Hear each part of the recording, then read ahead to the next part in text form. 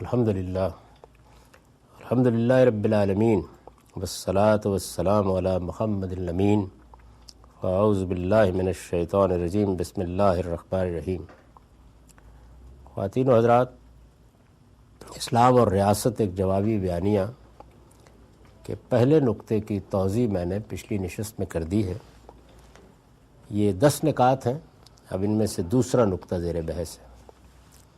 میں نے لکھا ہے جن ملکوں میں مسلمانوں کی اکثریت ہے وہ اپنی ایک ریاستہائے متحدہ قائم کر لیں، ایک یونائٹڈ اسٹیٹس قائم کر لیں، یہ ہم میں سے ہر شخص کا خواب ہو سکتا ہے۔ یہ میں کس پہلو سے کہہ رہا ہوں؟ یہ اس پہلو سے کہہ رہا ہوں کہ دنیا کی اقوام اب جس دور میں داخل ہو گئی ہیں، اس میں پھر ایک عمل جاری ہے، اور وہ عمل اگر دیکھیں آپ تو عالمی سطح پر جاری ہے۔ یعنی پہلا قدم تو یہ اٹھایا گیا کہ جدید قومی ریاست وجود میں آ گئی، ماڈرن نیشن سٹیٹ وجود میں آ گئی۔ میں نے بڑی تفصیل سے بتایا ہے کہ اس تصور سے دنیا اس سے پہلے واقف نہیں تھی۔ اس سے پہلے فتوحات کی بنیاد پر ریاستیں قائم ہوتی تھیں، اس کی میں بہت توضیح کر چکا ہوں۔ جدید قومی ریاست کے وجود میں آنے کے بعد پھر ایک اور عمل شروع ہو رہا ہے، وہ ہے ریاستوں کی آزادانہ مرضی سے ان کے بلاک وجود میں آ رہے ہیں۔ آپ اگر دنیا میں دیکھیں تو کئی قسم کے بلاک بن رہے ہیں، جس کا ایک بہت ہی غیر معمولی ظہور یورپی یونین کی شکل میں ہوا ہے۔ یعنی جب مختلف قومیں اپنے کلچر، اپنی تہذیب، اپنے ثقافت یا کسی لسانی بنیاد یا کسی اور چیز پر ایک قرب محسوس کرتی ہیں، اور وہ یہ بھی محسوس کرتی ہیں کہ ہمارے مفادات بڑی حد تک مشترک ہو گئے ہیں، تو وہ کوشش کرتی ہیں کہ وہ پھر آگے بڑھ کر، یعنی پہلے کیا ہوتا تھا؟ پہلے فاتح اپنی سلطنت کے حدود وسیع کرتا تھا، اب جدید قومی ریاستیں باہمی اشتراک کے اصول پر آگے بڑھنا چاہتی ہیں۔ یہ انسانی فطرت ہے۔ اس وجہ سے میں یہ بات کہتا بھی ہوں، اور بعض جگہوں پر جب میں نے کہی ہے تو ہو سکتا ہے بعض لوگوں کو تعجب ہوا ہو کہ دنیا بتدریج ایک عالمی حکومت کی طرف بڑھ رہی ہے۔ اللہ کا منشا کیا ہے وہ تو کچھ نہیں کہا جا سکتا، ان کا فیصلہ جب صادر ہو جائے وہ صادر ہو جائے گا، لیکن دنیا اپنے سیاسی عمل کے اعتبار سے ایک عالمی حکومت کی طرف بڑھ رہی ہے۔ اس کے لیے بھی بالکل پیرالل متوازی قدم اٹھا لیا گیا ہے۔ اقوام متحدہ کے ادارے کا اگر آپ اس کے باطن میں اتر کر مطالعہ کریں تو وہ اصل میں ایک جس طریقے سے ریاست، جدید ریاست، یہ کئی مراحل سے گزری ہے، یعنی قبائلی ریاست بھی ہوتی تھی، اسی طریقے سے جدید قومی ریاست بھی اب آگے بڑھ کر ایک عالمی حکومت میں بدلنے کے عمل سے گزر رہی ہے۔ تو اس کے ظاہر ہے کہ 3 ہی سٹیپس ہو سکتے ہیں۔ پہلی چیز وہی ہے، یعنی جدید قومی ریاست حقیقی معنی میں ہر جگہ وجود میں آ جائے۔ میں نے پچھلی نشست میں یہ عرض کیا تھا کہ ایسا نہیں ہے کہ ہر جگہ وجود میں آ گئی ہے، یعنی بہت سی جگہوں پر یہ ایک عبوری دور سے بھی گزر رہی ہے۔ مثال میں دیتا ہوں اس کی بات اپنی سمجھانے کے لیے۔ آپ برطانیہ عظمیٰ کی ریاست کو دیکھیں، وہ اپنے سارے سٹرکچر کے لحاظ سے اور اپنے عمل کے لحاظ سے ایک جدید قومی ریاست ہے، لیکن وہ اپنی آئینی پس منظر کے لحاظ سے ایک مسیحی ریاست ہے۔ یعنی اس کی جو بادشاہت ہے وہ اصل میں اس کے ماضی سے اس کو متعلق کرتی ہے، جبکہ کوئی فاتح اپنی حکومت قائم کرتا تھا تو اس کے مذہب کی بنیاد کے اوپر اس ریاست کو بھی مسیحی ریاست یا مسلم ریاست کہا جاتا تھا۔ تو ایک نوعیت کا آپ کہہ سکتے ہیں عبوری دور ہے، اس میں سے گزر رہی ہے، اگرچہ بڑی حد تک وہ پہلو پس منظر میں جا چکا ہے، بہت زیادہ پس منظر میں۔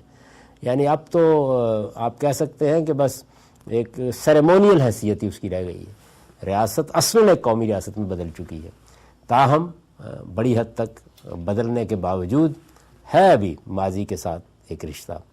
بہت سی جگہوں کے اوپر یہ رشتہ ابھی اتنا کمزور بھی نہیں ہوا، یعنی ایک عبوری دور میں ابھی قومی ریاست کی طرف بڑھنے کا عمل اس طرح نہیں ہوا۔ تو یہ پہلا قدم ہے کہ قومی ریاست حقیقی معنی میں دنیا میں ہر جگہ قائم ہو جائے، جہاں بادشاہتیں ہیں وہ بتدریج ختم ہو جائیں یا وہ آئینی بادشاہت میں تبدیل ہو جائیں، اور جہاں جہاں پر ابھی قومی ریاست بننے کا عمل پوری طرح مکمل نہیں ہوا مکمل ہو جائے۔ یہ بھی اگر آپ غور کر کے دیکھیں، دنیا کے نقشے پر نگاہ ڈال کے دیکھیں تو یہ بالکل ایسے ہی ہے کہ جیسے بچے کے بڑھنے کا عمل ہوتا ہے، یعنی اس میں سے کسی ریاست کو آپ دیکھیں گے کہ وہ بچپن میں ہے، کوئی لڑکپن میں ہے، کوئی عالم شباب کو پہنچ گئی ہے، کوئی اب اپنے پورے اس عروج پر ہے. تو قومی ریاستوں کے بننے کا عمل اس طرح ہو رہا ہے. ایسے نہیں کہ ہر ریاست بن چکی ہے، یعنی قانون کے لحاظ سے پاکستان بن چکا ہے لیکن عملاً صورتحال بہت مختلف ہے. یعنی وہاں تو ترتیب ہی بالکل الٹ گئی ہے. ہندوستان ایک قومی ریاست کی حیثیت اختیار کر چکا ہے لیکن ابھی بڑی کشمکش وہاں جاری ہے. یعنی ہندو مذہب، ہندو مت، ہندوتوا جس کو کہا جاتا ہے، اس کے لحاظ سے یہ ایک کشمکش ہے جس کے اندر سے ملک بھی گزر رہا ہے، قوم بھی گزر رہی ہے. ایسی بہت سی جگہوں پر آپ دیکھیں. دوسرا قدم کیا ہے؟ دوسرا قدم یہ ہے کہ باہمی اشتراک کے مقامات تلاش. جیسے آپ نے سارک بنا دی، جیسے اسی طرح سے آسیان کی ایک تنظیم وجود میں آ گئی، اور بھی جگہوں کے اوپر اس طرح کے اشتراک. افریقی ممالک اپنے ایک اشتراک میں بدلتے جا رہے ہیں. میں نے عرض کیا کہ اس دوسرے اسٹیپ کا سب سے جو بڑا ظہور ہے وہ بھی ابھی کامل نہیں ہے. ابھی برطانیہ میں بحث ہوتی رہتی ہے کہ رہیں یا نہ رہیں، پھر یہ کہ اس کے فائدے کیا ہوئے ہیں، نقصان کیا ہوتے ہیں، ابھی زیر بحث ہیں بہت حد تک. ادھر ترکی تقاضا کرتا ہے کہ اس کو بھی مانا جائے. تو وہ عمل بھی ایسا نہیں کہ پایا تکمیل کو پہنچ گیا ہے، لیکن اس وقت یہ جو دوسرا اسٹیپ ہے یا دوسرا قدم ہے اس کا سب سے بڑا ظہور یورپی یونین کی صورت میں ہوا. کرنسی ایک ہو گئی، ویزے ختم ہو گئے، ایک ملک سے دوسرے ملک میں جانے کے لیے اس کی ضرورت باقی نہیں رہی. برطانیہ صرف الگ کھڑا ہے. یہ دوسرا قدم ہے. تیسرا قدم جو اس سلسلے میں اٹھایا جائے گا وہ عالمی حکومت ہے. وہ بھی سلسلہ چل پڑا ہے. یعنی اقوام متحدہ میں ایک طرح سے اس کی بنا ڈال دی گئی ہے اور اب وہ زیادہ آگے بڑھ رہے ہیں. کئی جگہوں کے اوپر اقوام متحدہ مداخلت کرتی ہے. فوجیں تک مختلف ملکوں کی اقوام متحدہ کے بینر تلے جاتی ہیں امن قائم کرنے کے لیے. بعض ملکوں کے خلاف قرارداد جب منظور کر دی جاتی ہے تو اس کا مطلب یہ ہے کہ اب جارحیت کا حق دے دیا گیا ہے آپ کو، جیسے کہ افغانستان کے معاملے میں ہوا. یعنی وہاں اقوام متحدہ کے پرچم تلے دنیا کی اقوام حملہ آور ہوئی. تو اس وجہ سے ایک عالمی حکومت کا خواب بھی شرمندہ تعبیر ہونے کی طرف بڑھ رہا ہے. یہ جو موجودہ معاملہ ہے اس کے بارے میں اس لیے توجہ دلا رہا ہوں کہ ہمارے ہاں مذہبی ذہن عام طور پر جو جغرافیے میں، تاریخ میں، سماج میں عمل ہو رہا ہوتا ہے اس کو درخورے اتنا ہی نہیں سمجھتا کیا عمل ہو رہا ہے. دنیا میں اس وقت سیاسی سطح پر یا سماجی سطح پر یہ عمل ہو رہا ہے اور بڑی طاقت کے ساتھ ہو رہا ہے. یعنی قومی ریاست کا تصور پایا تکمیل تک پہنچنے کے عمل سے گزر رہا ہے. مختلف بلاکس اسی طریقے سے یورپی یونین تک پہنچنے کی طرف بڑھ رہے ہیں اور اس سے آگے عالمی حکومت بھی اپنے کچھ قدم اٹھا چکی ہے اور مزید بھی اٹھائے گی. اس پس منظر میں یہ کہتا ہوں کہ جن ملکوں میں مسلمانوں کی اکثریت ہے وہ اپنی ایک ریاست متحدہ قائم کر لیں. یعنی جیسے دوسرے بلاک بن رہے ہیں، جیسے یورپی یونین ہے، ایسے وہ بھی اگر اپنی کوئی ریاست متحدہ قائم کر لیں. یہ ہم میں سے ہر شخص کا خواب ہو سکتا ہے. یعنی یہ خواب دیکھنا کوئی بری چیز نہیں ہے، پوری دنیا دیکھ رہی ہے اس وقت. تو ہم اگر مسلمان ملکوں کی بنیاد پر یہ خواب دیکھیں تو اس پہ کوئی کیا اعتراض کر سکتا ہے؟ یہ اسی جانب بڑھنے کا ایک قدم ہے اور ہم اس کو شرمندہ تعبیر کرنے کی جدوجہد بھی کر سکتے ہیں. یعنی یہ خواب دیکھ بھی سکتے ہیں اور ممکن ہے کہ بعض لوگوں میں ایسا جذبہ پیدا ہو جائے کہ وہ یہ کہیں کہ ہم اس کو شرمندہ تعبیر کریں گے. یہ خواب تو پورا ہونا چاہیے، اس کے لیے وہ جدوجہد کر سکتے ہیں. اس سے پہلے میں ذکر کر چکا ہوں کہ جمال الدین افغانی کی قیادت میں ایک بڑی جدوجہد پچھلی صدی میں ہوئی اور اس جدوجہد نے بہت لوگوں کو متاثر کیا. یہاں تک کہ علامہ اقبال نے بھی بہت جذباتی اسلوب میں جاوید نامے میں سید السادات مولانا جمال کہہ کے ان کا ذکر کیا. اس وقت بھی یہ ہو سکتا ہے. جن ملکوں میں مسلمانوں کی اکثریت ہے وہ اپنی ایک ریاست متحدہ قائم کر لیں. یہ ہم میں سے ہر شخص کا خواب ہو سکتا ہے اور ہم اس کو شرمندہ تعبیر کرنے کی جدوجہد بھی کر سکتے ہیں. لیکن اس خیال کی کوئی بنیاد نہیں ہے کہ یہ اسلامی شریعت کا کوئی حکم ہے. یعنی ایک چیز فطرت کے ایک عمل کے طور پر سامنے آ جائے گی. آپ اس کے لیے جدوجہد کرنا چاہتے ہیں ضرور کریں. آپ کو اگر یہ ایک اچھی بات لگتی ہے آپ اس کے مبلغ بن جائیں، لوگوں کو بتائیں. لیکن کیا اسلامی شریعت نے یہ حکم دے رکھا ہوا ہے؟ نہیں، ایسا کوئی حکم نہیں. لیکن اس خیال کی کوئی بنیاد نہیں ہے کہ یہ اسلامی شریعت کا کوئی حکم ہے جس کی خلاف ورزی سے مسلمان گناہ کے مرتکب ہو رہے ہیں. دنیا میں بہت سے اچھے کام ہیں، بہت سی اچھی چیزیں ہیں، عقل ان کا تقاضا کرتی ہے، انسانی فطرت ان کا تقاضا کرتی ہے، لوگ کرتے ہی ہیں وہ کام. خود حکومت قائم ہونی چاہیے، یہ بھی کوئی مذہبی حکم نہیں ہے. انسان کے اندر اس کا ایک فطری عرض پایا جاتا ہے. لوگ حکومتیں قائم کر رہے ہیں. اس وقت آپ دیکھیں کتنے مذاہب کا اختلاف ہے. بدھ مت ہے، چین میں معلوم نہیں کیا کیا توہمات پر مبنی مذاہب موجود ہیں. میں نے تو وہاں دیکھا ہے، کیونکہ میں چینیوں کے درمیان میں رہتا ہوں، کہ ان کے کوئی 10 فرقے ہیں ایک ہی جگہ کے اوپر. یا جیسے آپ نے میزیں لگائی ہوئی ہیں، بعض اوقات 9 مندر بنے ہوئے ہیں، یہ اس فرقے کا ہے، اس فرقے کا، اس فرقے کا، اس فرقے کا. تو توہمات کی ایک دنیا ہے جو وہاں موجود ہے. اس سب کچھ کے باوجود اس پہ اتفاق ہے کہ حکومت قائم کرنی ہے، یعنی اس میں کوئی اختلاف نہیں، کیونکہ یہ اصل میں فطری ارج ہے. تو ایسا ہی معاملہ اس کا ہے. تو میں یہ بتا رہا ہوں کہ اگر کوئی شخص یہ کہتا ہے کہ یہ اسلامی شریعت کا حکم ہے کہ سب مسلمان ملکوں کو ایک ملک بن جانا چاہیے، تو یہ کوئی بنیاد نہیں ہے اس کے لیے. نہ قرآن سے کوئی بنیاد چیز پیش کی جا سکتی ہے، نہ حدیث سے پیش کی جا سکتی ہے. لیکن اس خیال کی کوئی بنیاد نہیں ہے کہ یہ اسلامی شریعت کا کوئی حکم ہے جس کی خلاف ورزی سے مسلمان گناہ کے مرتکب ہو رہے ہیں. یعنی یہاں ایک لفظ تبدیل کر لیجئے کہ مسلمانوں کو کوئی نقصان ہو رہا ہے، یہ نہیں کہہ رہا میں. ہو سکتا ہے کوئی آدمی کہے نقصان ہو رہا ہے. قرآن مجید نے بتایا ہے کہ مذہبی حکم کی بنیاد نقصان نہیں ہوتا. سگریٹ سے ہی بہت نقصان ہوتا ہے، لیکن اس کا مذہب سے کوئی تعلق نہیں ہے. یہ فیصلہ آپ کو کرنا ہے. نقصان ہوتا ہے تو نہ پیا کریں، یعنی اس میں مذہب مداخلت ہی نہیں کرتا. نقصان اس کے حکم کی بنیاد نہیں ہوتی، اخلاقی خرابی اس کے حکم کی بنیاد ہوتی ہے. یعنی وہ اس کو موضوع نہیں بنائے گا کہ کزن میرج سے کیا مسئلے پیدا ہوتے ہیں. یہ مذہب کا موضوع ہی نہیں ہے، اس کا موضوع خالصتاً اخلاقی ہے. چنانچہ رات بھی میں نے ایک خاتون کو توجہ دلائی تھی، وہ شراب کے بارے میں بات کر رہی تھی. تو وہ بار بار یہ کہہ رہی تھی کہ قرآن کہتا ہے کہ اس کا شراب کا نقصان اس کے نفع سے زیادہ ہے. تو میں نے ان کا قرآن نے یہ بات نہیں کی. یعنی قرآن مجید کا تو یہ تو یعنی میری تو ساری زندگی کا مطالعہ ختم ہو جائے گا اگر یہ بات ہے. تو یہ نہیں کہا قرآن نے. قرآن نے کہا اسمہما اکبر من نفعہما، اس سے تمہیں جو نفع حاصل ہوتا ہے اس کا گناہ اس سے زیادہ ہے. تو قرآن مجید کو نقصان سے کوئی دلچسپی نہیں ہے. وہ علم طب کا مسئلہ ہے، وہ ڈاکٹر بتائیں، آپ کو طبیب بتائیں اس میں کیا نقصان ہے کیا فائدہ ہے. یہ قرآن یہ بتا رہا ہے کہ اس کے ذریعے سے جو اخلاقی خرابی پیدا ہوتی ہے وہ نفع کے مقابلے میں بہت زیادہ ہے. اور نفع بھی لوگ غالباً خیال کرتے ہیں کہ اس سے کچھ صحت بہتر ہو جاتی ہے. وہاں جو نفع زیر بحث ہے وہ بھی یہ نہیں ہے. وہ نفع بھی یہ ہے کہ جوئے کی مجلسیں منعقد کر کے اور شراب پی کے اونٹوں کو ذبح کرتے تھے اور اس کے بعد غریبوں میں ان کا گوشت تقسیم کرتے تھے. تو جب قرآن مجید نے اس کی مذمت کرنا چاہی تو لوگوں کے دل میں یہ خیال پیدا ہوا کہ اس سے تو بڑا نفع حاصل ہو رہا تھا. اس نفع کو بنیاد بنا کے قرآن نے کہا کہ اس نفع سے بھی اس کا گناہ بہت زیادہ ہے. تو یہاں پر بھی جو میں لفظ استعمال کر رہا ہوں وہ یہ ہے کہ لیکن اس خیال کی کوئی بنیاد نہیں ہے کہ یہ اسلامی شریعت کا کوئی حکم ہے جس کی خلاف ورزی سے مسلمان گناہ کے مرتکب ہو رہے ہیں. نقصان فائدہ وہ زیر بحث نہیں ہے. اس پر آپ تقریر فرمائیے، لوگوں کو قائل کیجئے کہ اس کا بڑا فائدہ ہوگا، یا مسلمان اگر متحد نہیں ہو رہے تو نقصان ہوگا. اچھی بات ہے، لیکن یہ گناہ ہے ایسا نہیں، ہرگز نہیں.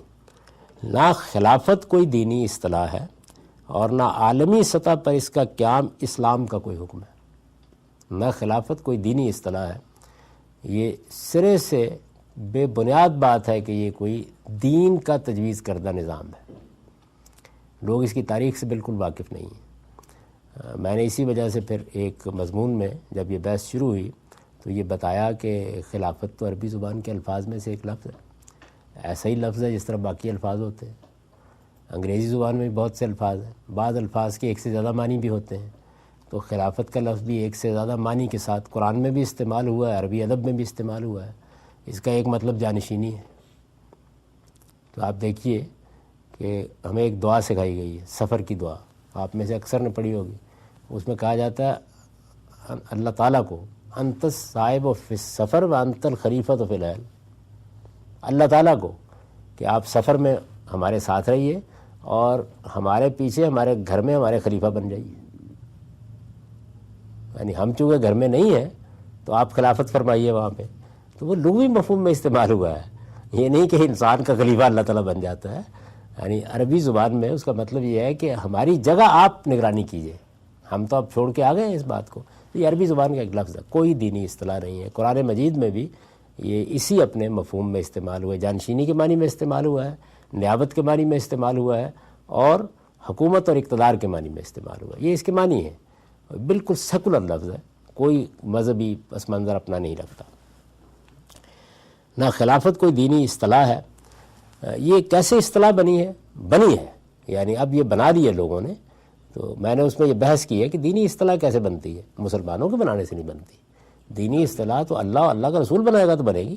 اس کی مثالیں خلافت کا لفظ استعمال ہو مختلف معنوں۔ جی، قرآن مجید میں انی جاعل فی الارض خلیفہ میں صاحب اقتدار کے معنی میں استعمال ہوا ہے، یا داؤد انا جعلنا کا خلیفۃ فی الارض میں بھی صاحب اقتدار کے معنی میں استعمال ہوا ہے، اور جہاں یہ بیان ہوا ہے کہ ہم نے فلاں قوم کے بعد دوسری قوم کو اٹھایا، خلفاء من بعد عاد، اور اس طرح وہاں پر جانشین کے معنی میں استعمال ہو گیا۔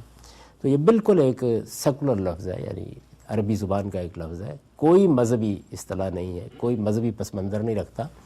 رسول اللہ صلی اللہ علیہ وسلم جب دنیا سے رخصت ہوئے تو آپ کے بعد سیدنا ابو بکر صدیق رضی اللہ عنہ کو حکمران بنایا گیا، تو ان کو لوگوں نے کیا کہا؟ خلیفۃ الرسول۔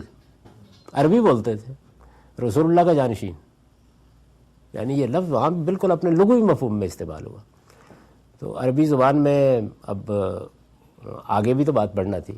جب سیدنا ابو بکر صدیق دنیا سے رخصت ہو گئے تو سیدنا عمر کو حکمران بنایا گیا، تو ان کو لوگوں نے کہا خلیفۃ الرسول، عربی بولتے ہوئے، رسول اللہ کے جانشین کا جانشین، یعنی وہ عربی بول رہے ہیں۔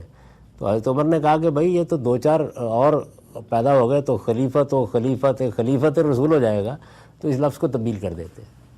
تو انہوں نے امیر المومنین کا لفظ اختیار کر لیا۔ اگر یہ کوئی دینی اصطلاح تھی تو پھر تو اس کو قائم رہنا چاہیے تھا نا۔ یہ ایک لغوی مفہوم میں لفظ استعمال کیا گیا، تھوڑی دیر کے لیے استعمال ہوا، اس کے بعد امیر المومنین کا لفظ استعمال کر لیا گیا۔ تو اس وجہ سے اس کی کوئی حقیقت نہیں۔ بعد کے زمانوں میں البتہ یہ لفظ اپنے اندر ایک تقدس پیدا کرتا چلا جا گیا، یہاں تک کہ پھر جب مسلمانوں میں عمرانیات اور سماجیات کے بڑے علماء پیدا ہوئے تو انہوں نے دوسری حکومتوں سے الگ کرنے کے لیے خلافت کو ایک اصطلاح بنا لیا، یعنی یہ پھر مسلمانوں کے ایک اصطلاح بن گئی۔ یہ کوئی دینی اصطلاح نہیں تھی، نہ ہے، ہرگز نہیں۔ نہ خلافت کوئی دینی اصطلاح ہے اور نہ عالمی سطح پر اس کا قیام اسلام کا کوئی حکم ہے، یعنی یہ کوئی دینی اصطلاح بھی نہیں ہے اور اسلام نے یہ حکم بھی نہیں دیا۔ لوگ اصل میں دور متوسط میں جو اصطلاحات بنی ہیں ان کی روشنی میں گفتگو بھی کرتے ہیں، بات بھی کرتے ہیں، اس کی دعوت بھی دیتے ہیں۔ پہلی صدی ہجری کے بعد ہی جب مسلمانوں کے جلیل القدر فقہا ان کے درمیان موجود تھے، ان کی دو سلطنتیں دولت عباسیہ بغداد اور دولت امویہ اندلس کے نام سے قائم ہو چکی تھی۔ یہ تو میں نے ایک بڑا واقعہ اس کا حوالہ دیا، اس سے پہلے بھی ایک زمانہ رہا ہے جس میں کچھ حصے پر عبداللہ بن زبیر کی حکومت تھی، کچھ حصے پر یزید کی حکومت تھی، کچھ حصے پر سیدنا علی کی حکومت تھی، کچھ حصے پر سیدنا امیر معاویہ کی حکومت تھی۔ تو پہلے بھی یہ رہا، لیکن پھر آہستہ آہستہ وحدت پیدا ہو گئی، اور 94 ہجری تک پہنچتے پہنچتے بنو امیہ کی حکومت اضمحلال کا شکار ہوئی۔ بنو عباس نے یہاں سے ان کو نکال دیا، انہوں نے جا کے اندلس میں اپنی حکومت قائم کر لی، اور پھر دونوں، وہاں بھی خلیفہ عبد الرحمن کہا جاتا تھا، یہاں پر بھی، تو دو سلطنتیں قائم ہو گئیں۔ پہلی صدی ہجری کے بعد ہی جب مسلمانوں کے جلیل القدر فقہا ان کے درمیان موجود تھے، ان کی دو سلطنتیں دولت عباسیہ بغداد اور دولت امویہ اندلس کے نام سے قائم ہو چکی تھیں، اور کئی صدیوں تک قائم رہیں، کم و بیش 500 سال تک، مگر ان میں سے کسی نے اسے اسلامی شریعت کے کسی حکم کی خلاف ورزی نہیں قرار دیا۔ کس نے؟ مسلمانوں کے وہ جلیل القدر فقہا جو اب ائمہ سمجھے جاتے ہیں، یعنی امام ابو حنیفہ کے سامنے یہ واقعہ ہوا ہے اور لوگوں کے سامنے، تو کبھی انہوں نے اس کو اس پہلو سے موضوع نہیں بنایا، وہ اس سے بالکل واقف نہیں تھے کہ یہ کوئی دینی مسئلہ ہے، یا اس کو اس پہلو سے بات ہوتی تھی کہ سب مسلمان متحد ہونے چاہیے، اچھی بات ہے جو میں نے بھی اوپر بیان کی ہے، لیکن اس کو کسی دینی پہلو سے تیسری چوتھی صدی میں آ کے البتہ لوگ اس کو دینی لحاظ سے بیان کرنے لگ گئے، حدیث کی کتابوں میں بھی اور فقہ کی کتابوں میں بھی، یعنی اب یہ بیان ہونے لگ گیا کہ مسلمانوں کی ایک ہی حکومت ہو سکتی ہے، دو نہیں ہو سکتی، یہ اس زمانے میں نہیں ہوا۔ پہلی صدی ہجری کے بعد ہی جب مسلمانوں کے جلیل القدر فقہا ان کے درمیان موجود تھے، ان کی دو سلطنتیں دولت عباسیہ بغداد اور دولت امویہ اندلس کے نام سے قائم ہو چکی تھیں اور کئی صدیوں تک قائم رہیں، مگر ان میں سے کسی نے اسے اسلامی شریعت کے کسی حکم کی خلاف ورزی قرار نہیں دیا۔ اس لیے کیوں نہیں قرار دیا؟ اس لیے کہ اس معاملے میں سرے سے کوئی حکم قرآن و حدیث میں موجود ہی نہیں۔ جب ہے ہی نہیں تو یا تو قرآن کہتا کہ مسلمانوں کی ایک ہی حکومت ہونی چاہیے اور اس کا نام خلافت ہے، یا رسالت میں آپ صلی اللہ علیہ وسلم یہ فرماتے ہیں۔ ایسی چونکہ کوئی بات موجود ہی نہیں تھی تو اس وجہ سے فقہ میں بھی یہ ابتدا میں زیر بحث نہیں آئی۔ اس کے برخلاف یہ بات سب نے کہی اور ہم بھی کہتے ہیں کہ مسلمانوں کا نظم اجتماعی اگر کسی جگہ قائم ہو جائے تو اس سے خروج ایک بدترین جرم ہے۔ یعنی جو بات کہی ہے رسول اللہ صلی اللہ علیہ وسلم نے وہ یہ کہ جب ایک بار مسلمانوں کی ایک حکومت قائم ہو جائے تو پھر آپ اس کو توڑنے کا کام نہ کریں، یہ بالکل دوسری بات ہے۔ یعنی ایک حکومت قائم ہوئی ہے تو یہ تو عقل علم سب یہی کہیں گے، پاکستان میں ہم نے ایک حکومت قائم کر لی ہے تو اب اس کو قائم رہنا چاہیے، اس سے خروج، اس سے بغاوت یہ ایک جرم ہے، یہ بات کہی گئی ہے۔ اس کے برخلاف یہ بات سب نے کہی اور ہم بھی کہتے ہیں کہ مسلمانوں کا نظم اجتماعی اگر کسی جگہ قائم ہو جائے تو اس سے خروج ایک بدترین جرم ہے، جس کے بارے میں رسول اللہ صلی اللہ علیہ وسلم نے فرمایا ہے کہ اس کے مرتکبین جاہلیت کی موت مریں گے۔ اس میں بہت سخت احکام دیے ہیں۔ میری کتاب میزان میں قانون سیاست کے عنوان سے یہ سب احکام زیر بحث آ گئے ہیں۔ اس میں میں نے بتایا کہ یہ قرآن مجید کی کس آیت کی تشریح ہے جو حضور نے فرمائی ہے، اور یہ بتایا ہے کہ جب مسلمانوں کا نظم اجتماعی، ان کی ریاست کسی جگہ قائم ہو جائے تو پھر کسی کو اس کو توڑنے، اس سے الگ ہونے کی جسارت نہیں کرنی چاہیے، کسی کو بھی یہ کام نہیں کرنا چاہیے۔ وہ جو یہ کام کرے گا وہ اصل میں مسلمانوں کے نظم میں اختلال برپا کر رہا ہے۔ یہ چیز ہم آج بھی کہیں گے، یہ ابتدا میں بھی کہی گئی، یہ رسالت میں آپ صلی اللہ علیہ وسلم نے بھی، یہ فقہا بھی بیان کرتے ہیں۔ یہ دو بالکل الگ الگ باتیں ہیں۔ یعنی ایک چیز قائم ہو گئی ہے اس کو قائم رہنا چاہیے، ایک چیز قائم ہی نہیں۔ اس وقت مسلمانوں کے 49 ممالک ہیں، ان سب کو اکٹھا ہو جانا چاہیے، اس کے لیے کوئی حکم نہیں ہے۔ اگر یہ ایک ملک ہے تو ان کو بکھرنا نہیں چاہیے، یہ ایک دوسری بات ہے۔ تو یہ بات ہے جو رسالت میں آپ صلی اللہ علیہ وسلم نے کہی ہے۔ اس میں بہت سی بحثیں ہوئیں، لوگوں نے اپنا اپنا نقطہ نظر بیان کیا ہے، لیکن میں نے اس کے بارے میں جو ایک توضیحی مضمون لکھا تھا اس میں یہ بتا دیا تھا کہ یہ سرے سے کوئی بنیاد نہیں ہے اس کی۔ دینی اصطلاحات ایسے نہیں بنتی، یہ مسلمان نہیں بنا سکتے، یہ ماہرین عمرانیات بھی نہیں بنا سکتے، کسی علم کی اصطلاحات یہ وہ بناتے ہیں۔ مثال کے طور پر حدیث، مثال کے طور پر حدیث ضعیف ہوتی ہے، حدیث صحیح ہوتی ہے، بہت سی حدیث کی اقسام ہیں، یہ علم حدیث کی اصطلاحات ہیں، یہ دینی اصطلاحات نہیں ہیں۔ فقہ اس میں بہت سی اصطلاحات بنتی ہیں، یہ بھی دین کی اصطلاحات نہیں ہیں، یہ علم فقہ کی اصطلاحات ہیں۔ تو جو علوم پیدا ہوتے ہیں ان علوم کی اپنی اصطلاحات ہوتی ہیں، وہ انسانوں کی بنائی ہوئی اصطلاحات ہیں۔ آج کوئی بڑا محقق پیدا ہو اور وہ علم حدیث سارے کے اوپر نظر ثانی کر کے اس نتیجے پر پہنچے کہ تمام اصطلاحات ختم کر دینی چاہیے، ان کی جگہ نئی اصطلاحات وجود میں آنی چاہیے، تو کوئی کفر نہیں کرے گا۔ لیکن اگر کوئی یہ کہے کہ آج کے بعد نماز یا صلاۃ یا صوم کو تبدیل کیا جا رہا ہے تو یہ دینی اصطلاحات ہے، یعنی ان میں کوئی تبدیلی نہیں ہو سکتی، یہ تو اللہ کے پیغمبروں کی قائم کردہ اصطلاحات ہیں۔ پھر میں نے اس کی مثالیں دے کے اس مضمون میں واضح کیا ہے کہ دینی اصطلاح کس کو کہتے ہیں۔ دینی اصطلاح اللہ کے رسول بناتے ہیں، اللہ تعالیٰ بناتا ہے، اور وہ دین کی حیثیت رکھتی ہیں، ان کے اندر کوئی تحریف نہیں ہو سکتی، ان کو تبدیل نہیں کیا جا سکتا۔ اور وہ بنائی کیوں جاتی ہیں؟ اس لیے کہ ان کی بنیاد کسی دین کے حکم پر ہوتی ہے، اس لیے بنائی جاتی ہیں۔ اگر دین میں خلافت کا کوئی حکم موجود ہوتا تو لازماً اصطلاح بنتی، پھر اس کو استعمال کیا جاتا اسی اصطلاحی مفہوم میں۔ یہ چونکہ ایسا نہیں ہے تو اس وجہ سے یہ محض ایک لفظ ہے، لفظی رہے گا۔ بعد کے علوم نے اگر اس کو اصطلاح بنایا ہے تو علم عمرانیات پر گفتگو کرتے ہوئے میں بھی اس اصطلاح کو استعمال کروں گا، لیکن یہ پھر اس علم کی اصطلاح ہوگی۔ جیسے کہ ابن خلدون کا حوالہ مولانا تقی عثمانی صاحب نے دیا تھا، تو میں نے اس پر یہ عرض کیا تھا کہ ابن خلدون کا تو یہ حق نہیں ہے کہ وہ دینی اصطلاح بنائے۔ ابن خلدون علم عمرانیات کا ماہر ہے، اس لحاظ سے وہ ایک اصطلاح بنانے کا حق رکھتا ہے، اور اس اصطلاح کے بارے میں میں بھی گفتگو کرنے کا حق رکھتا ہوں۔ لیکن دین میں جب کوئی اصطلاح بنتی ہے تو پھر وہ اپنے ساتھ ایک مدعا اور مفہوم بھی لے کے آتی ہے، اور اس کا دینی مدعا اور مفہوم ہوتا ہے، تو ایسی کوئی چیز نہیں ہے۔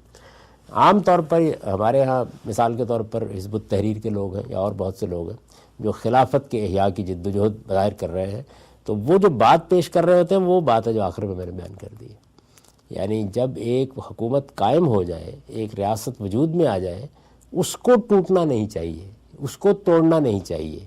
یہ بات تو ہر ریاست کے بارے میں کہی جائے گی، یہ رسول اللہ نے بھی فرمائی ہے، وہ اس کو بیان کرتے ہیں۔ یعنی اس میں بہت بعض سخت احکام بھی دیے گئے ہیں کہ اگر ایک حکمران کی بیعت ہو گئی ہے اور اس کا نظم قائم ہو گیا ہے تو کوئی دوسرا اس کے مقابلے میں اٹھتا ہے تو فساد پیدا کرتا ہے، تو اس میں فرمایا کہ فقتل الآخر، اس دوسرے کو موت کی سزا بھی دی جا سکتی ہے۔ یہ بات ہے جو کہی گئی ہے، اس کو الٹ کے آپ یہ نہیں کہہ سکتے جو اس وقت لوگ کہنے کی کوشش کر رہے ہیں۔ یہ دوسرا نقطہ ہے۔ تیسرا نقطہ یہ ہے کہ اسلام میں قومیت کی بنیاد اسلام نہیں ہے۔ یہ بحث بھی ہمارے یہاں بر صغیر میں بہت زور شور کے ساتھ پیدا ہوئی۔ یہ آپ کے علم میں ہے کہ جب پاکستان کی تحریک چل رہی تھی تو اس کو دو قومی نظریہ کہا گیا، ٹو نیشن تھیری۔ مسلمان ایک قوم ہے، تو علامہ اقبال نے بھی اس پر بہت سے اشعار کہے، میں ان کا اس سے پہلے کی نشستوں میں حوالہ دے چکا ہوں، کس طرح انہوں نے وطنیت کے تصور پر تنقید کی، پھر یہ بتایا، اور پھر مولانا حسین مدنی کے ساتھ جو ان کا معاملہ ہوا اس میں بھی انہوں نے خاص طور پر یہ بتایا۔ اس سے جو تصور بنا وہ یہ تھا کہ اسلام میں قومیت کی بنیاد اسلام ہے، یعنی قومیت کی جو فطری بنیادیں ہیں ان میں مثال کے طور پر نسل کی بنیاد پر لوگ کہتے ہیں کہ ہم ایک قوم ہیں، پٹھان قوم جیسے بولتے ہیں آپ، یا کمبو قوم، یا اور اس طرح کی اقوام۔ اسی طرح رنگ کی بنیاد پر بھی لوگ قومیں بناتے ہیں۔ اللہ تعالیٰ بھی یہ کہتے ہیں کہ جعلناکم شعوبا و قبائل لتعارفوا، اللہ تعالیٰ نے لوگوں کے باہمی تعارف کے لیے قبیلے بھی بنائے ہیں، گروہ بھی بنائے ہیں، یہ ساری چیزیں اپنی جگہ موجود ہیں۔ تو قومیت کی بنیاد نسل بھی ہو سکتی ہے، رنگ بھی ہو سکتا ہے، کوئی تہذیبی اور ثقافتی پس منظر بھی ہو سکتا ہے، اور کسی موقع کے اوپر مذہب بھی اس کی بنیاد ہو سکتا ہے۔ یعنی جیسے دنیا میں بہت سی چیزیں وجہ اشتراک بن جاتی ہیں، یورپی یونین میں بھی تو کوئی وجہ اشتراک ہوگی، تو کوئی وجہ اشتراک بعض اوقات علاقہ بن جاتا ہے، نسل بن جاتی ہے، قوم بن جاتی ہے، کوئی بھی بن سکتا ہے۔ تو کیا اسلام میں قومیت کی بنیاد اسلام ہے؟ عام طور پر ہمارے ہاں یہ خیال کیا جاتا ہے، اور اس میں بہت زیادہ اثر ہے علامہ اقبال کا، اور میں نے بتایا تھا اس سے پہلے کی نشستوں میں کیسے مولانا مودودی صاحب نے بھی مسئلہ قومیت لکھ کر اس کو استدلال فراہم کیا۔ عام طور پر یہ مانا جاتا ہے۔ تو اسلام میں قومیت کی بنیاد اسلام نہیں ہے، یعنی یہ بات کہ اسلام میں قومیت، قوم تو بننے کا ایک فطری جذبہ ہے نا انسان میں، تو جب ہم کہتے ہیں کہ اسلام میں قومیت کی بنیاد اسلام ہے تو اس کا مطلب یہ ہے کہ مسلمان ایک قوم کی حیثیت سے بس مسلمان ہی ہو سکتے ہیں۔ مسلمانوں کے لیے اس کی کوئی گنجائش نہیں ہے کہ وہ اپنی قومیت پٹھان بیان کریں، یا اپنی قومیت ارائیں بیان کریں، یا اپنی قومیت کوئی اور بیان کرے، یا وہ یہ کہیں کہ میری قومیت پاکستانی ہے، یا میری قومیت، میری نیشنلٹی امریکی ہے۔ اس کی کوئی گنجائش نہیں ہے۔ یہ بات کہہ رہے ہیں ہمارے علماء، اس پر تبصرہ کر رہا ہوں میں کہ اسلام میں قومیت کی بنیاد اسلام نہیں ہے۔ آپ وطن کی بنیاد پر امریکی ہو سکتے ہیں، آپ نسل کی بنیاد پر افغان ہو سکتے ہیں، آپ کسی اور بنیاد پر اپنی قومی شناخت بیان کر سکتے ہیں۔ اب دیکھیے، میں جس ملک میں رہتا ہوں وہاں ملے قوم بستی ہے، چینی قوم بستی ہے، تو کوئی بھی بنیاد ہو سکتی ہے۔ اسلام کو اس پر کوئی اعتراض نہیں ہے۔ اسلام میں قومیت کی بنیاد اسلام نہیں ہے جس طرح کہ عام طور پر سمجھا جاتا ہے۔ قرآن و حدیث میں کسی جگہ یہ نہیں کہا گیا کہ مسلمان ایک قوم ہے یا انہیں ایک ہی قوم ہونا چاہیے۔ یہ بات بھی ایک بے بنیاد بات ہے جو رائج ہو گئی ہے۔ قرآن مجید میں، حدیث میں کسی جگہ یہ نہیں کہا گیا کہ مسلمان ایک قوم ہے، یا یہ کہا گیا کہ اچھا ایک قوم نہیں ہے لیکن ان کو ہونا ایک قوم چاہیے، ایسی کوئی بات نہیں ہے۔ بلکہ یہ کہا گیا ہے کہ انما المومنون اخوہ۔ جو بات اللہ تعالیٰ نے فرمائی ہے وہ یہ نہیں ہے کہ انما المومنون قوم واحد، کہ سارے اہل ایمان ایک قوم ہوتے ہیں، نہیں، سارے اہل ایمان بھائی بھائی ہوتے ہیں۔ یعنی جو تعلق قائم کیا گیا ہے، مراکش کے لوگ ہوں، عرب کے لوگ ہوں، ملایا کے لوگ ہوں، پاکستان کے لوگ ہوں، وطنی قومیت کی بنیاد پر ان کی شناخت ہو، نسلی قومیت کی بنیاد پر ان کی شناخت ہو، وہ کسی نسل سے تعلق رکھتے ہوں، ان کی کوئی بھی قوم ہو، وہ ان تمام اقوام میں اختلاف کے باوجود مذہب کی بنیاد پر جس رشتے میں بندھے ہوئے وہ قومیت کا رشتہ نہیں ہے، وہ اخوت کا رشتہ ہے، بھائی بھائی ہیں۔ یہ بات کہی ہے قرآن مجید میں۔ بلکہ یہ کہا گیا ہے کہ انما المومنون اخوہ، مسلمان آپس میں بھائی بھائی ہیں۔ قرآن کی روح سے مسلمانوں کا باہمی رشتہ قومیت کا نہیں بلکہ اخوت کا ہے۔ یعنی قرآن جو رشتہ قائم کرنا چاہتا ہے وہ یہ ہے کہ مراکش میں رہنے والا افغان قوم کا کوئی فرد، کسی اور قوم کا کوئی فرد، کسی نسلی شناخت کی بنیاد پر وہ سب اپنی اپنی قومیتوں کا اظہار کریں. جیسے وہ اپنا نام بتاتے ہیں، بتائیں کہ میں امریکی ہوں، میں برطانوی ہوں، میں اپنی قومیت بھی بتائیں، لیکن مذہب نے ان کے مابین بھائی کا رشتہ قائم کر دیا، یعنی بھائی بھائی کا رشتہ، اخوت کا رشتہ. قرآن کی روح سے مسلمانوں کا باہمی رشتہ قومیت کا نہیں بلکہ اخوت کا ہے. وہ دسیوں اقوام، ممالک اور ریاستوں میں تقسیم ہونے کے باوجود ایمان کے رشتے سے ایک دوسرے کے بھائی، ایمان کے رشتے سے، یہ ایمان کا رشتہ مجھے بھائی بناتا ہے، نہ کہ ایک قوم کا فرد بنا دیتا ہے. اس لیے یہ تقاضا تو ان سے کیا جا سکتا ہے اور کرنا چاہیے. اس لیے یہ تقاضا تو ان سے یعنی مسلمانوں سے کیا جا سکتا ہے اور کرنا چاہیے کہ وہ اپنے بھائیوں کے حالات کی خبر رکھیں. یعنی میں اگر پاکستان میں ہوں اور مراکش میں میرا ایک مسلمان بھائی ہے یا امریکہ میں ہے تو میں اس کے حالات سے باخبر رہوں، ان کی مصیبتوں اور تکلیفوں میں ان کے کام آئیں، وہ مظلوم ہوں تو ان کی مدد کریں، معاشی اور معاشرتی روابط کے لیے ان کو ترجیح دیں. ایمان کا رشتہ ہے، بھائی ہے، اور ان پر اپنے دروازے کسی حال میں بند نہ کریں جو ہم نے بند کر رکھے ہوئے.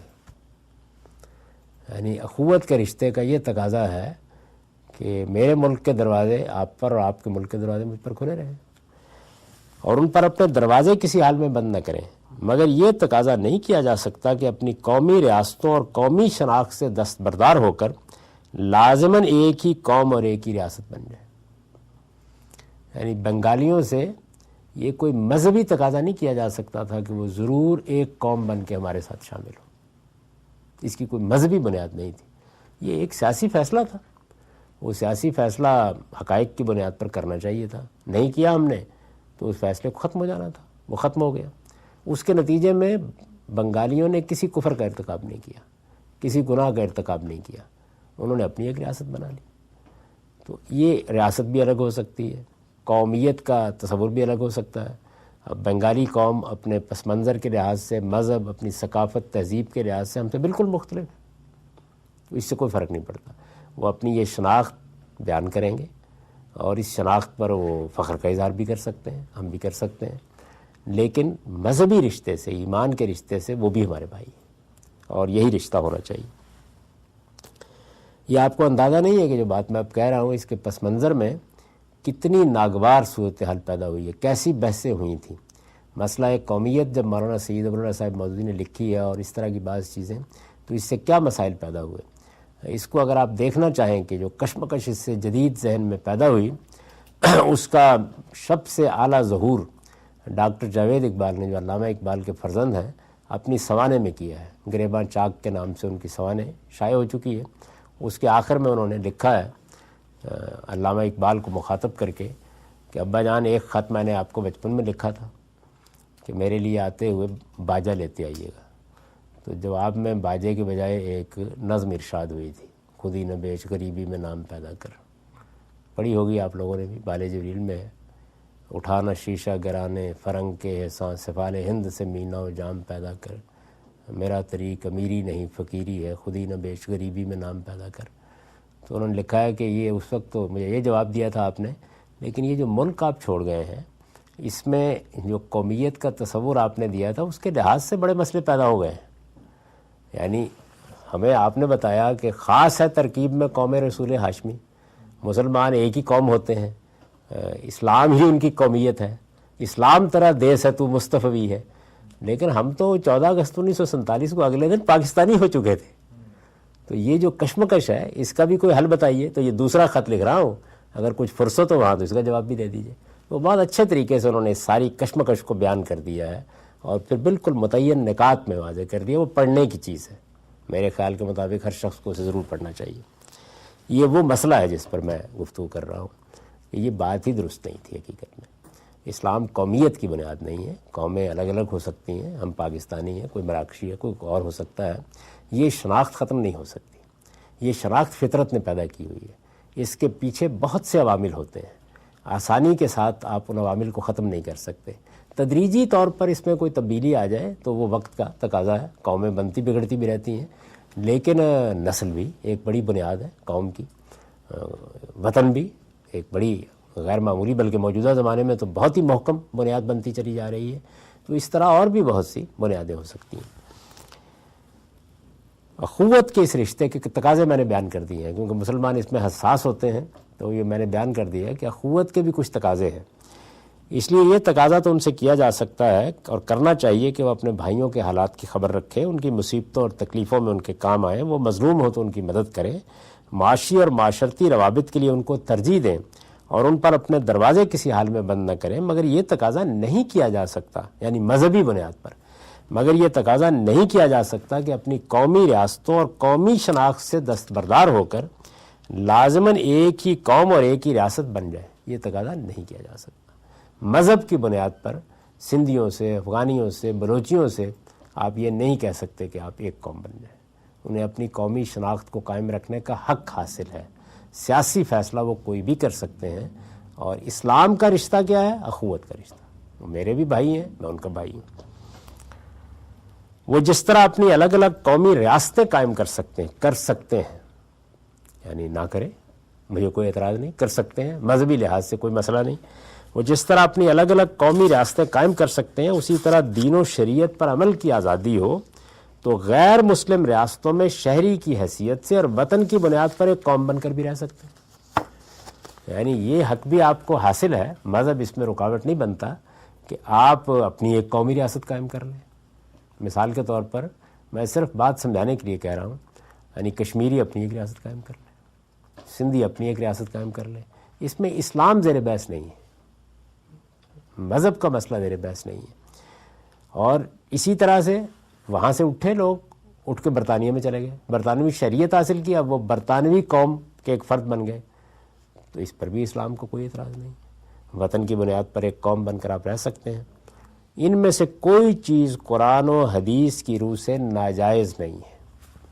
یہ بھی مجھے اس لیے یہ تیسرا نقطہ بھی بیان کرنا پڑا ہے کہ جو بیانیہ جس کا میں تفصیل سے ذکر کر چکا ہوں وہ اس کو قبول نہیں کرتا. یعنی وہ ان تینوں بنیادوں پہ بڑی مختلف جگہ پہ کھڑا ہے. میں اس کی تفصیلات بیان کر چکا ہوں، صرف اشارہ کر رہا ہوں. یعنی وہ آپ کو پہلی بات یہ کہے گا کہ کسی نہ کسی طریقے سے ریاست کو کلمہ پڑھانا ہے. مولانا سید ابو العلا صاحب مودودی نے اس بیانیے کو جو اصل میں اجزاء میں موجود تھا جب ایک نئی تعبیر دی تو اس کی کرولری وہی تھی جس کے تحت انہوں نے پاکستان میں یہ مطالبہ کیا. یہ چیز اب قبول عام حاصل کر چکی ہے. ہر جگہ مسلمان نوجوان اس کی جد و جہد کر رہے ہیں. وہ ملیشیا میں بھی کر رہے ہیں، مراکش میں بھی کر رہے ہوں گے، مصر میں بھی کر رہے ہیں. ہر جگہ ان کے سامنے یہ ایک آدرش ہے کہ ریاست کو کلمہ پڑھانا ہے. دوسری چیز بھی خلافت قائم ہونی چاہیے. یعنی مسلمانوں کا ایک اجتماعی نظم عالمی سطح پر قائم ہو، سارے مسلمان ملک ایک بن جائیں. اور یہ بھی کہ یہ نہیں ہو سکتا کسی طریقے سے کہ قومیت کی بنیاد یہ مان لی جائے. اسلام اس طرح کی قوموں کو نہیں تسلیم کرتا. اس میں تو ایک ہی مسلمان ہی ہماری قومیت، اسلام ہی ہماری قومیت ہے. تو یہ اس لیے یہ تینوں کو بنیاد بنا کے، کیونکہ ان میں سے ایک ایک چیز اگر اس طرح نہیں ہے جیسے میں اس کو بیان کر رہا ہوں، اس سے مختلف کسی بنیاد پر ہے، تو پھر یہ عظیم تحریکوں کے لیے بہت بڑا ایندھن ہے. بنے گی وہ. آپ کہہ رہے ہیں جدید قومی ریاست، وہ تو کہیں گے آپ کی بنائی ہوئی سرحدیں، اس کا کیا تعلق ہے اس سے؟ ان کو توڑیے. خلافت کا قیام ہونا چاہیے، یہی ہمارا نصب العین ہے، اسی جانب ہم کو بڑھنا ہے. اور یہ ریاستیں، یہ قومی ریاستیں، یہ تو غیر مسلموں کو بالکل برابر کی سطح پہ شریک کر رہی ہیں. یہ کیسے ہو سکتا ہے؟ تو اس پورے پس منظر کو ذہن میں رکھیے جس کی میں نے کئی نشستوں میں وضاحت کی ہے، اور پھر ان تینوں نکات کو دیکھیے کہ یہ اس سے بالکل مختلف جگہ پر جا کر کھڑا کر دیتے ہیں. تو اس لیے مجھے ان میں سے ایک ایک چیز کو الگ الگ بیان کرنا پڑا ہے. ہو سکتا ہے کہ بعض لوگ یہ کہیں جیسے کہ انہوں نے پاکستان میں کہا کہ ان میں سے کچھ مسائل چلیے طے ہو گئے، اس میں کیا قیامت آ جائے گی. نہیں، اس میں قیامت ابھی تو نہیں آئی، آنے والی ہے. میں اس قیامت کو روکنے کی کوشش کر رہا ہوں، لوگوں کو یہ بتانے کی صحیح کر رہا ہوں کہ جن چیزوں کو انہوں نے اپنا آدرش نصب العین قرار دیا ہے وہ بے بنیاد ہے. اسلام یا ان کا مذہب ان چیزوں کو ان سے تقاضا نہیں کرتا. تو یہ تین نکات پر گفتگو ہو گئی ہے.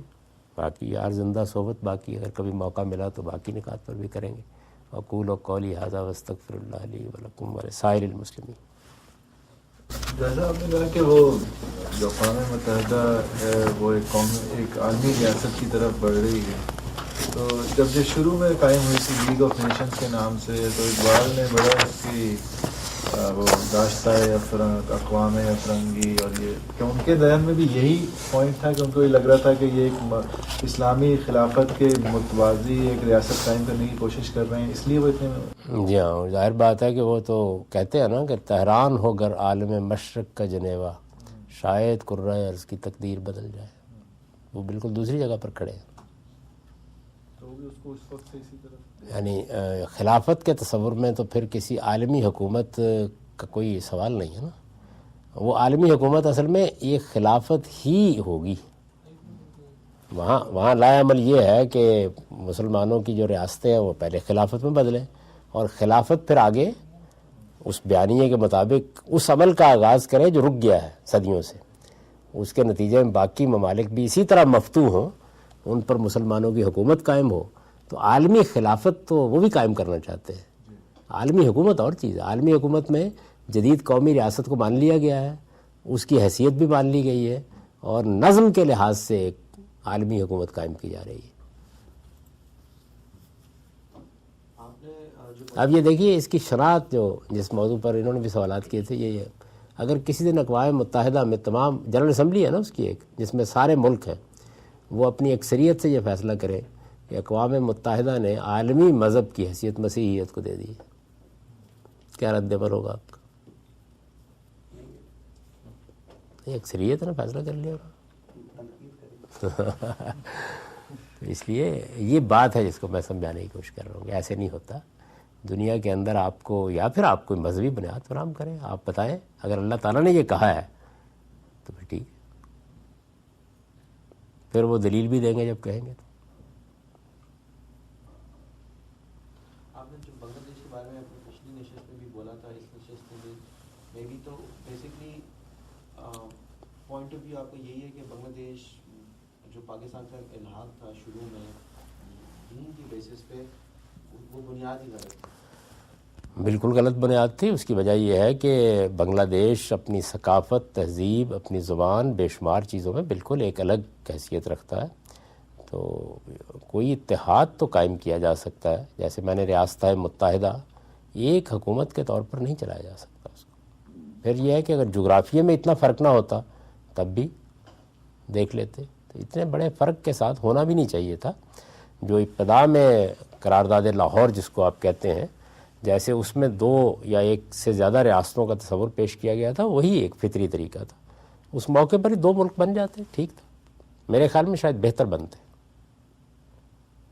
میں ایک کمنٹ کرنا چاہتا ہوں. جس طرح آپ نے کہا ڈاکٹر جاوید صاحب نے لکھا ہے قومیت کے بارے میں، تو ہمارے ہاں جو مولودی صاحب کا فکر، اس کی اتنی مطلب وہ ہے، اثر ہے کہ جو شبیر احمد عثمانی صاحب اور حسین احمد مدنی صاحب کے جو مکالمات ہیں میں نے وہ پڑھے ہوئے تھے، تو اس میں بالکل حسین احمد مدنی صاحب وہی باتیں کر رہے تھے جو کہ دیوبند کے ایک صدر کے جو آپ کر رہے. لیکن ابھی جو ہمارے ملک میں وہ انہی کے جانشین جو ہے نا، وہ مودودی صاحب کی فکر پوری ایسا ہی ہے. وہ بڑا ذہنی غلبہ ہو چکا تھا اس وقت. اوریجنل تھاٹس یہ جو اب پیش کر رہے ہیں. ایسا ہی. دیکھا جائے تو یعنی یہ حقیقت ہے کہ مولانا سید ابوالفضل صاحب مودودی نے فکری دنیا تبدیل کر دی. لیکن اس کا اثر اور غلبہ ہے. لیکن اگر آپ آج کل کی ریئل جغرافیکل کنڈیشن دیکھیں تو اس کو ویسے وائڈلی ایکسیپٹ تو نہیں کیا گیا. سعودی عربیہ اور عرب دنیا اپنی قومیت کے انڈیویجول قومیت کے لحاظ سے انہوں نے کبھی بھی ایکسیپٹ نہیں کیا کہ ہم جیسے ایران کو یا پاکستان کے کو ایک ہی قوم مانے. انہوں نے ہمیشہ فرق رکھا ہے، ان کے رولز اور لاز ہیں، یہ بھی طرف فرق ہے. اسی یہ جو دہشت گردی ہے یا القاعدہ ہے یا جو دوسری تحریکیں ہیں، وہ پیدا ہی اسی اصل میں ہو رہی ہیں کہ مذہبی فکر یہ کہتا ہے کہ یہ نہیں ہونا چاہیے، اور عملی طور پر کوئی ماننے کے لیے تیار نہیں. تو وہ پھر اس کے لیے جو تعویل کرتے ہیں اقدام کے لیے، وہ یہ کہتے ہیں کہ یہ جتنے بھی حکومتیں اس وقت قائم ہو گئی ہیں، یہ رکاوٹ بنی ہوئی ہیں. مسلمان عوام یہ نہیں چاہتے. یعنی مسلمان عوام تو وہی چاہتے ہیں کہ ان کی ایک عالمی خلافت قائم ہو. حکومتیں رکاوٹ بن گئی ہیں. کیوں بن گئی ہیں؟ اس لیے کہ استعمار نے ان کو اپنا گماشتہ بنا کے ہمارے اوپر مسلط کر دیا. ان کا استدلال یہ ہے. اس کو بنیاد بناتے ہیں کہ یہ غلط ہے. یہ غلط ہے. اور جس وقت وہ یہ بنیاد بنا کے کہتے ہیں کہ یہ غلط ہے اور یہ سب کچھ استعمار کرا رہا ہے، تو جس مذہبی بیانیے کو مسلمانوں کی نفسیات میں داخل کر دیا گیا ہے وہ اصل میں اپنے باطن میں کہتا ہے کہ یہ بات تو ٹھیک کہہ رہے ہیں، بات تو ان کی صحیح ہے۔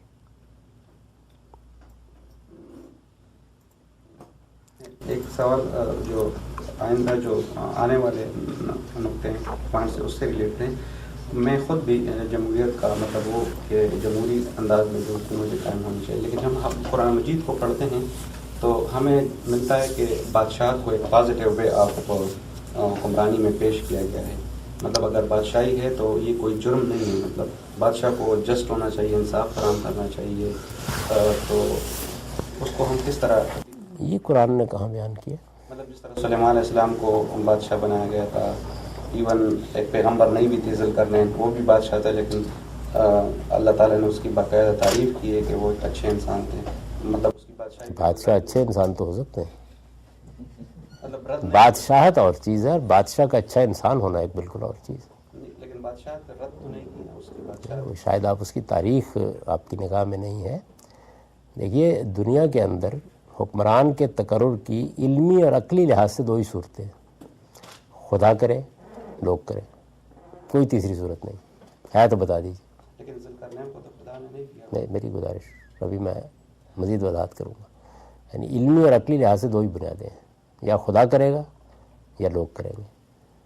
تو بنی اسرائیل نے سموئیل نبی کی وساطت سے اللہ سے درخواست کی، قرآن نے اس کو نقل کیا ہے کہ ہمیں بادشاہ چاہیے۔ یہ مکالمہ کبھی آپ کو پڑھنے کا موقع ملا بائبل میں؟ یہ اس کو کبھی نکال کے پڑھیے، اللہ تعالیٰ نے کیا تبصرہ کیا بادشاہت پر، تصویر کھینچ دی ہے، کہا تم پاگل ہو گئے ہو، ذہنی توازن خراب ہو گیا تمہارا، کیا چاہتے ہو تمہاری عورتوں کو حرم میں رکھا جائے، تمہارے اوپر جوا ڈالا جائے غلامی کا، دربار سجایا جائے، میں نے تو تمہیں آزاد کیا ان سب چیزوں سے، یہ کیا مانگ رہے ہو مجھ سے، کوئی خوف کرو۔ تو اس کے بعد وہ ایک پورا پیراگراف ہے جس کے اندر بادشاہت کے اوپر جو تنقید ہے جو آج تک بھی سیاستدان نہیں کر سکے وہ اللہ نے کر دی ہے پوری طرح۔ کرنے کے بعد بنی اسرائیل سے پوچھے گا، انہوں نے کہا نہیں جو بھی ہے ہمیں بادشاہ چاہیے۔ یہ بھی کیا بات ہے، دوسری دنیا کی دوسری قوموں میں اتنے شاندار دربار ہوتے ہیں اور ہم تو، تب اللہ تعالیٰ نے فرمایا کہ ٹھیک جو یہ مانتے ہیں۔ قرآن مجید میں اس طرح کی کوئی نفی بات نہیں تھی بادشاہ، قرآن مجید کا طریقہ یہ ہے کہ اس واقعے کو قرآن نے بیان کر دیا ہے، یہ واقعہ تو بیان ہو گیا، قرآن مجید میں بیان ہو گیا کہ اس طرح انہوں نے اپنے نبی سے درخواست کی کہ ہمارے لیے ایک ملک بنائے، لیکن قرآن کا طریقہ یہ ہے کہ وہ غیر ضروری تفصیلات کو چھوڑ دیتا ہے۔ تو اس لیے اللہ تعالیٰ نے بادشاہت کو کبھی بھی ایک مثالی نظام کے طور پر یا قابل قبول نظام کے طور پر نہیں بیان کیا، بلکہ بڑی شدید مذمت کی۔ لیکن جس طرح ابھی سعودی عرب میں بادشاہت کام ہے تو اس کے خلاف خروج تو جائز نہیں ہے۔ نہیں، وہ ایک بالکل دوسری چیز ہے، خروج کے لیے تو پھر لوگوں کی جانیں خطرے میں پڑیں گی، خروج کوئی آسان کام تو نہیں۔